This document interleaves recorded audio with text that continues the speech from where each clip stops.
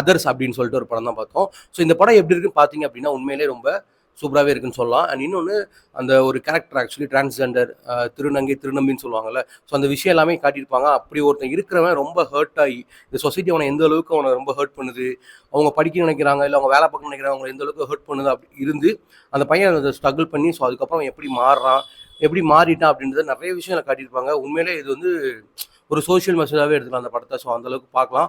ஒருத்தர் தான் அந்த பையனோட ஆக்டிங் இன்னும் சூப்பராகவே இருக்கும் அந்த படத்தில் ஸ்டார்டிங் டு எண்டிங் வரைக்குமே.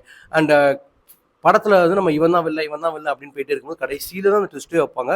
அது இன்னும் சூப்பராகவே இருக்கும் அந்த படத்தில். ஸோ கண்டிப்பாக மறக்காம இந்த படத்தை தேட்டரில் பாருங்கள். ஒர்த்து வாட்சிங் தான்.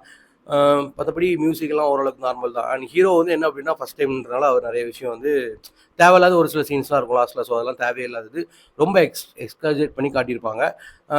இவருக்கு ஹீரோன்னு காட்டணுமே அப்படின்ற மாதிரி ரொம்ப இது பண்ணி காட்டின மாதிரி இருக்கும். பட் கதை வைஸாக படம் வந்து நல்லா தான் இருக்குது.